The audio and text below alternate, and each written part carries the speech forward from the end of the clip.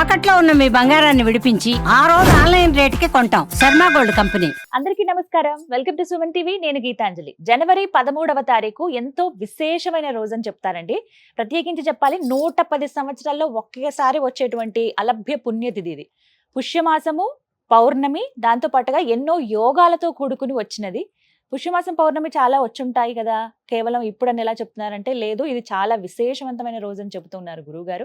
అయితే అలాగే ఆ రోజున మనందరం ఏం చేయాలి? ప్రత్యేకించి మనం పడుతున్నటువంటి ఈతి బాధలు, సకల పాపాలు, పుణ్యాలు, గత జన్మలో వచ్చినటువంటి ఆ పాపాలను మళ్ళీ ఈ జన్మలో కూడా అనుభవిస్తూ ఉంటాం. వీటన్నిటి పరిహారార్థం ఆ రోజున ఏమన్నా మనం పరిహారాలు చేసుకునే అవకాశం ఉంటుందా? ఎంతో యోగవంతమైన రోజు అంటున్నారు కదా. వీటి గురించి తెలుసుకుందాం. వివరించేందుకు ప్రస్తుతం మనతో పాటు ప్రముఖ జ్యోతిషులు బ్రహ్మశ్రీ నందిబట్ల శ్రీహరి శర్మ గురువు గారు ఉన్నారు. వారు ప్రత్యేకించి రీసెర్చ్ చేశారండి. మామూలుగా భోగి ఆ రోజున మా పౌర్ణమి కదా అలా అనే ఊరుకోకుండా ప్రతిదీ కొత్త విషయాలు మనకు చెప్తూ ఉంటారు కదా. అందులో భాగంగా ఇది అందరికీ ఉపయోగపడుతుందని చెప్పి ఈ వీడియో చేయడం జరుగుతుంది. వీడియో ఆసంతం మీరు వీక్షించండి, సేవ్ చేసుకుని పెట్టుకోండి. మీకు కావాల్సిన వాళ్ళకి కూడా ఈ వీడియోని ఫార్వర్డ్ చేయండి. గురువు గారితో మాట్లాడదాం. గురుగారు నమస్కారం అండి. వాగర్థావివ సంపృక్తౌ వాగర్థ ప్రతిపత్తయే జగతః పితరౌ వందే పార్వతీ పరమేశ్వరౌ. సదాశివసమారంభాం శంకరాచార్య మధ్యమాం అస్మదాచార్య పర్యంతం వందే గురు పరంపరాం. ఆదిత్యాయ చ సోమాయ మంగళాయ బుధాయ చ గురు శుక్ర శనిభ్యశ్చ రాహవే కేతవే నమః. శృంగేరి జగద్గురు పీఠాధిపతులకి, కంచి పీఠాధిపతులకి నమస్కారములు తెలియజేసుకుంటూ కార్యక్రమాన్ని ప్రారంభిద్దాం. గురువుగారు, అలభ్య పుణ్యతిథి మీరు కొన్ని సందర్భాల్లో చెప్తూ ఉంటారు, ఎప్పుడో గాని రావు ఇలాంటివి అని చెప్పి. ఇప్పుడు వచ్చేటువంటి ఈ జనవరి 13 పుష్యమాసం, పౌర్ణమి అయితే ఎన్నో యోగాలతో కూడుకున్నదని అంటున్నారు. ముందుగా ఆ ప్రాముఖ్యత ఏంటో తెలియచేస్తారా? తప్పకుండానమ్మా. మనకు ఈ యొక్క 2025 సంవత్సరంలో చాలా పుణ్యం చేసుకుని ఉంటామమ్మా. ఎందుకనంటే చాలా మటుకు రీసెర్చ్ ఓరియంటేషన్లో ఉన్నప్పుడు కొన్ని యోగాలు కలిసినప్పుడు ఇంతకుముందు ఉన్నవా లేవా అని చెప్పి మనం పరిశీలన చేస్తే ఒక అద్భుతమైనటువంటి విషయం తెలిసిందమ్మా. ఏంటంటే ఈ 13వ తారీఖు పౌర్ణమి, పుష్య పౌర్ణమి. తర్వాత ఆ రోజున ఆరుద్ర నక్షత్రం ఉంది. 10 గంటల 48 నిమిషాల వరకు ఉంది. ఈశ్వరునికి సంబంధించినటువంటిది. 12 గంటల 20 నిమిషాల వరకు అని కొన్ని పంచాంగాలలో, కొన్ని పంచాంగాల్లో 10 గంటల 20 నిమిషాల వరకు అని. కానీ పౌర్ణమి మొత్తం ఉందమ్మా, రాత్రంతా ఉంది. ఇది ఒకటి. తర్వాత సోమవారం అయింది. ఈ 3 అలభ్యమే కదమ్మా. పౌర్ణమి, సోమవారం రావడం చాలా విశేషం. అందున పుష్యమి నక్షత్రంతో మన పుష్య పౌర్ణమి రావడం, ఆరుద్ర నక్షత్రం ఉండడం, పగలంతా కూడా అపరాహ్నం వరకు కూడా 12 గంటల 20 నిమిషాల వరకు కూడా ఈ యొక్క ఆర్ద్ర నక్షత్రం ఉండడం కూడా చాలా విశేషం అమ్మా. ఇవన్నీ ఇంతకుముందు గతంలో జరిగినాయనంటే నేను 1940 సంవత్సరాల నుంచి 2050 వరకు, ఇప్పుడు మనం 2025లో ఉన్నాం కదా, 2050 వరకు అంటే 110 సంవత్సరాలకు సంబంధించినటువంటి క్యాలెండర్స్ అన్ని తీసి చూస్తే అత్యంత అరుదైనటువంటి యోగాలు కలిగినటువంటి రోజు ఈ యొక్క జనవరి 13వ తారీఖు భోగి కూడా రావడం. అందుకే 110 సంవత్సరాలు అన్న కారణం అదే. ఎందుకనంటే పౌర్ణమి, సోమవారం, పుష్యమాసం, సోమవారాలు 1940 నుంచి 2050 వరకు 18 సార్లు వచ్చాయి. 18 సార్లు వచ్చాయి. వీక్షించేటువంటి ప్రేక్షకులు కూడా చాలా జాగ్రత్తగా వినండి. 1940 నుంచి 2050 వరకు పుష్యమాసము, పౌర్ణమి, సోమవారము కలిసి వచ్చినవి మొత్తం 18 ఉన్నాయి. ఈ 18లో ఆరుద్ర నక్షత్రంతో ఉన్నటువంటిది కేవలం ఒక 3 మాత్రమే ఉన్నాయమ్మా. అదేంటి? 31 డిసెంబర్ 1991 రోజున మృగశిర నక్షత్రం 9:20 వరకు ఉంది. తర్వాత ఆరుద్ర నక్షత్రం ఉంది. ఆ రోజు అంత సాయంత్రం అంతా కూడాను ఆరుద్ర నక్షత్రం ఉంది. కానీ సూర్యోదయానికి లేదా పౌర్ణమికి. మళ్ళీ తర్వాత మనం చూసుకుంటే 12 జనవరి 1998 నాడు పౌర్ణమి తిథి 10 గంటల 48 నిమిషాలు రాత్రి, ఆరుద్ర నక్షత్రం ఉదయం 7 గంటల 42 నిమిషాల వరకే ఉంది. అంతవరకు మాత్రమే ఉంది. కానీ ఈ యొక్క సంబంధించినటువంటిది చూసుకుంటే 5 జనవరి 2012 సంవత్సరంలో ఆరుద్ర నక్షత్రము 9 గంటల 11 నిమిషాల వరకు, పౌర్ణమి తిథి 9 గంటల 28 నిమిషాల వరకు మాత్రమే ఉంది. ఇక మళ్ళీ చూసుకుంటే ఈ సంవత్సరం 13 జనవరి 2025 నాడు పౌర్ణమి తిథి ఉంది, సోమవారం అయింది. పౌర్ణమి తిథి మొత్తం రాత్రి నిశీ సమయం వరకు కూడా దాటేంత వరకు కూడా ఉందమ్మా. తర్వాత ఆరుద్ర నక్షత్రం దాదాపుగా 12 గంటల 20 నిమిషాల వరకు ఉంది. అప్పటి వరకు ఉంది అది ఆ రోజున. తర్వాత మళ్ళీ ఎప్పుడుంది? 6 జనవరి 1942 పౌర్ణమి తిథి మధ్యాహ్నం 1 గంట 41 నిమిషాల వరకు, ఆరుద్ర నక్షత్రం 11 గంటల వరకు ఉంది. అంటే మనకు పౌర్ణమి ఎందుకు ఇంతగా లెక్కలేసి చెప్పానంటే 18 సార్లు సోమవారము పౌర్ణమి తిథులు వచ్చాయి, కానీ 3-4 సందర్భాల్లో మాత్రమే ఆరుద్ర నక్షత్రంతో ఈ 110 సంవత్సరాలతో కలిసి ఉన్నాయి. కానీ ఎక్కడా కూడా రాత్రి పూర్తిగా పౌర్ణమి లేదు. రాత్రి పూర్తిగా పౌర్ణమి ఉండి సూర్యోదయం నుంచి అపరాహ్నం వరకు కూడా ఆరుద్ర నక్షత్రం ఉన్నటువంటి రోజు ఈ 110 సంవత్సరాల్లో ఒక్క రోజు. అది ఈ సంవత్సరం రావడం, ఈ సంవత్సరానికి మనం అందరం కూడా దానికి సాక్షులుగా ఉండడం మనం చేసుకున్న అదృష్టం. అందుకే ఇన్ని యోగాలతో కూడుకున్నది చెప్తున్నారు. తరువాత మళ్ళీ చూసుకుంటే ఈ సంబంధించినటువంటిది ఇంకొక విశేషం.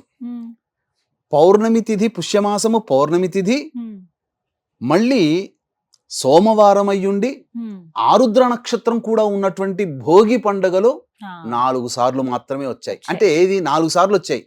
ఏది? పుష్య పౌర్ణమి భోగి పండుగ కలిసి అలాగా. అంటే 13 జనవరి 1978 నాడు పౌర్ణమి ఉంది, శనివారం అయింది. ఆ రోజు పునర్వసు నక్షత్రం ఉంది, ఆరుద్ర నక్షత్రం లేదు, సోమవారం కాదు. అలాగే 14 జనవరి 1987 రోజున పౌర్ణమి ఉంది, కానీ సోమవారం లేదు, ఆ రోజు బుధవారం. ఆ రోజు ఆరుద్ర నక్షత్రం ఉంది, వారం కలిసి రాలేదు. ఇక్కడ మళ్ళీ 14 జనవరి 2044లో పౌర్ణమి తిథి ఉంది, సోమవారం లేదు, గురువారం అయ్యింది, ఆరుద్ర నక్షత్రం ఉంది.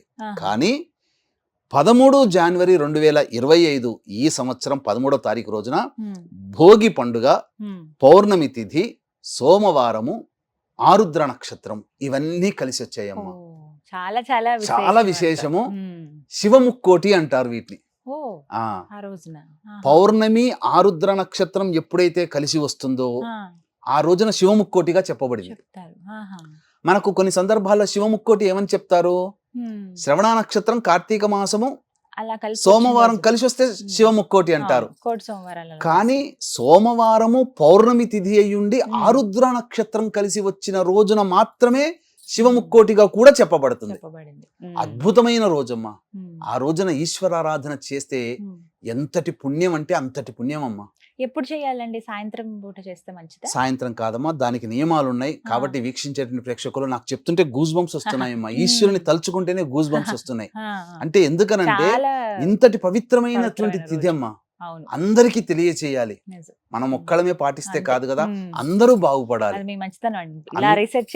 ఈ రీసెర్చ్ అంతా కూడా ఇదంతా కూడా నేను రాసుకున్నానమ్మా. మొత్తం కూర్చొని 2-3 గంటలు సమయం వెచ్చించి సమయంతో సహా తీసుకుంటే పౌర్ణమి సోమవారములు కలిసి వచ్చినవి 18 వచ్చాయి, కానీ ఆరుద్ర నక్షత్రాలు కలిసి వచ్చినవి 3 వచ్చాయి.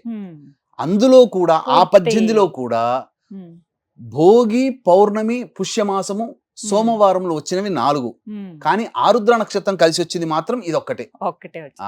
భోగి పండుగలు పౌర్ణమితో 4 ఉన్నాయి, పౌర్ణమి, సోమవారము, పుష్యమాసము 18 ఉన్నాయి.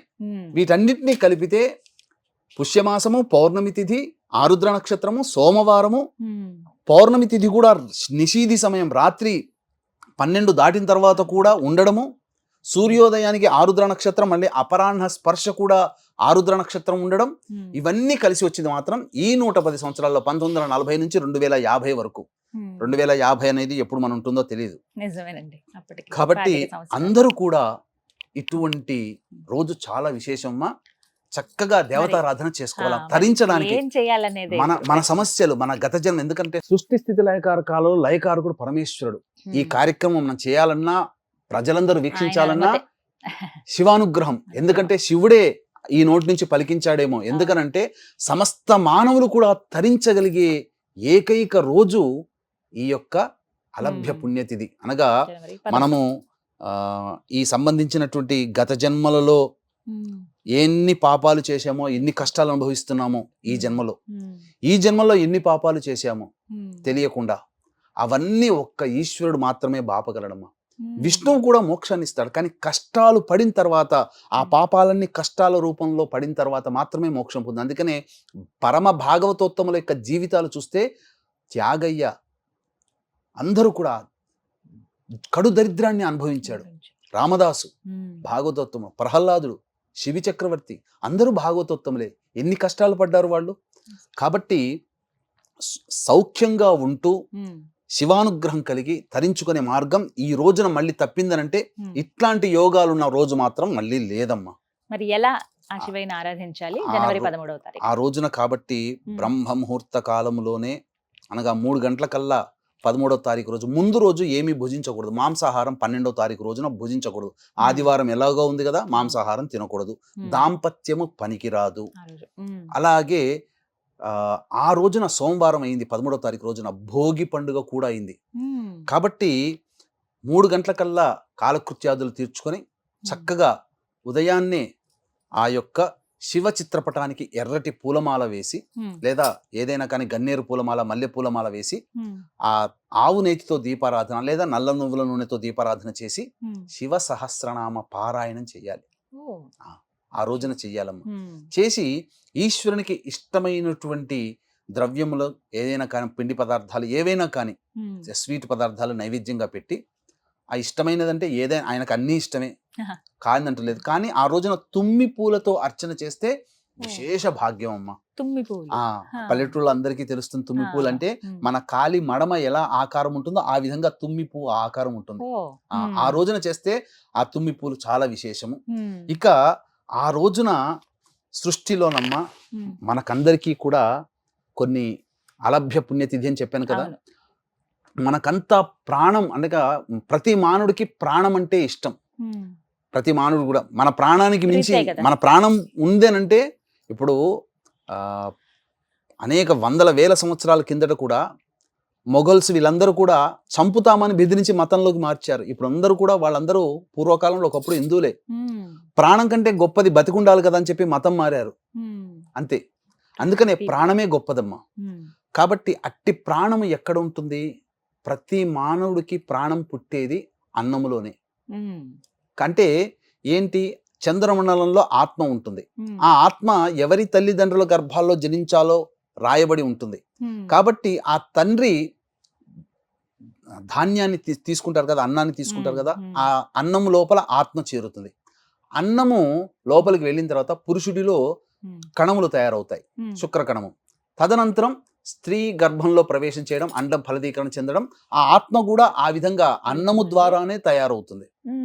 ఆ సంబంధించినటువంటి ఆత్మ ఆ విధంగా ఫలదీకరణ చెంది శిశువు జన్మ. మన జన్మకి కారణం అన్నమే. కాబట్టి అది ప్రాణం. ప్రాణం అన్నం ద్వారానే పుడుతుంది. మనం ఎన్ని పదార్థాలు తిన్నా అన్నం తిన్నంత తృప్తి మాత్రం రాదు. కాబట్టి అన్నముని మనం ఈశ్వరునికి విధానంగా చేసుకోవాలి.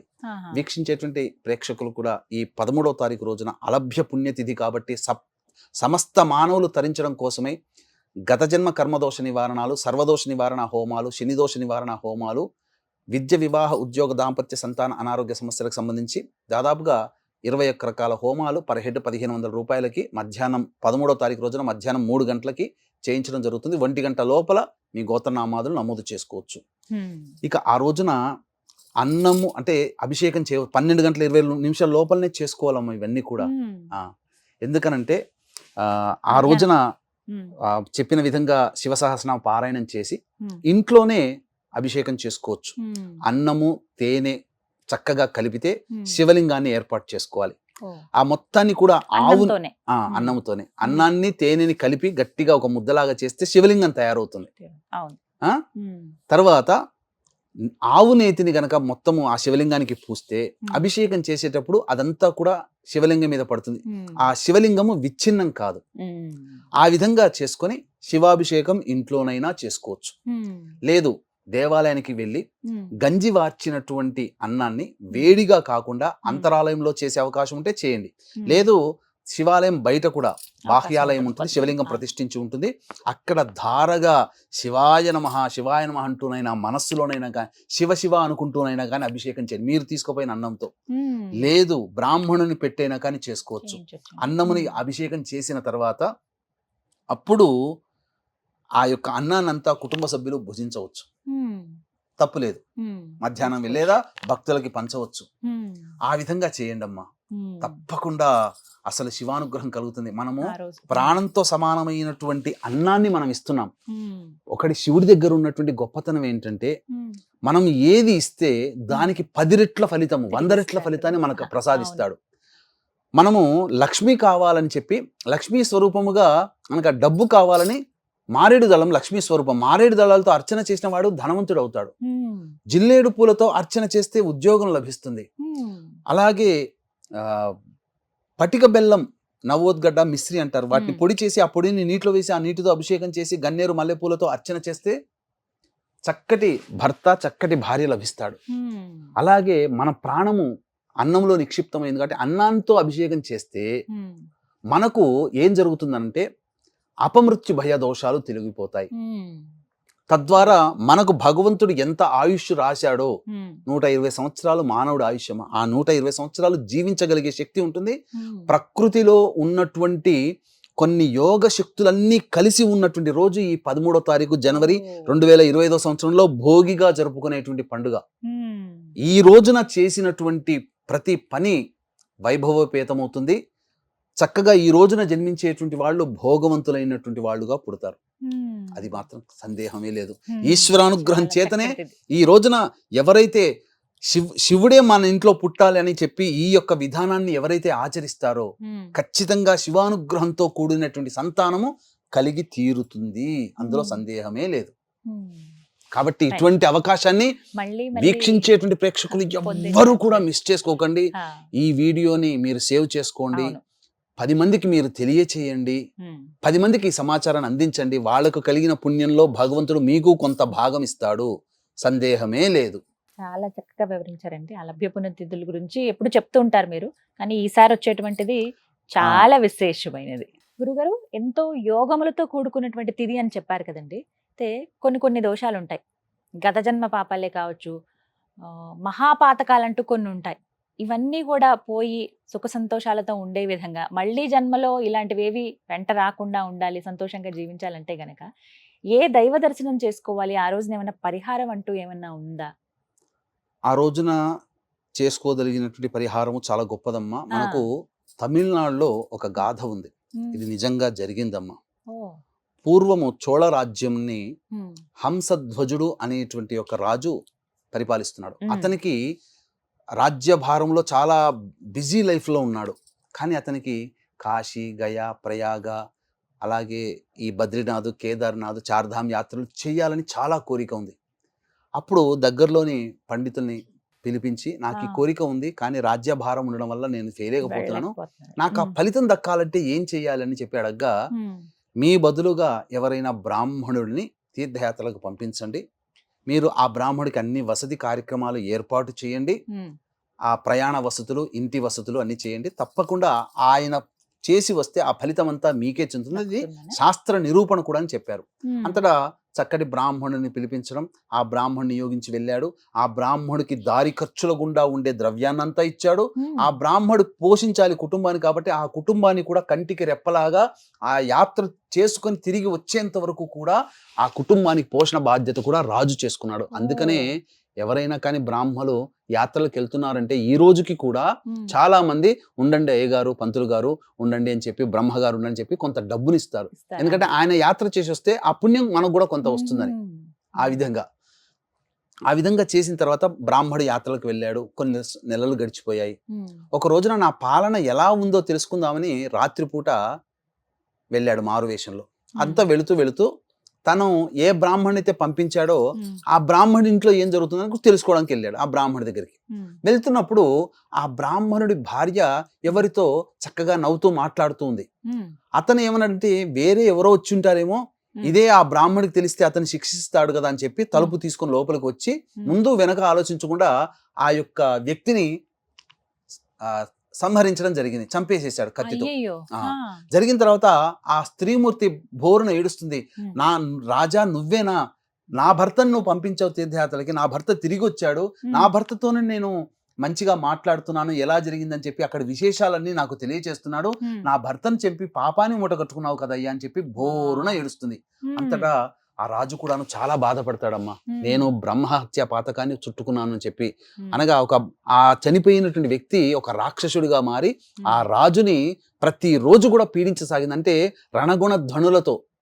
అంటే ఇక్కడ బ్రహ్మహత్య పాతకం అంటే కేవలం బ్రాహ్మణుని చంపితే కాదమ్మా, బ్రాహ్మణుడినైనా కుల పెద్ద, మత పెద్ద, సన్యాసులు, యతీంద్రులు వీళ్ళని చంపినా, స్త్రీ హత్య, గోహత్య చేసినా, అలాగే బ్రహ్మజ్ఞానము కలిగిన ఎవరినైనా, ఏ కులమైనా పర్వాలేదు, బ్రహ్మజ్ఞానము, వేదాంతాలు, మతంగ మహామున్నాడు.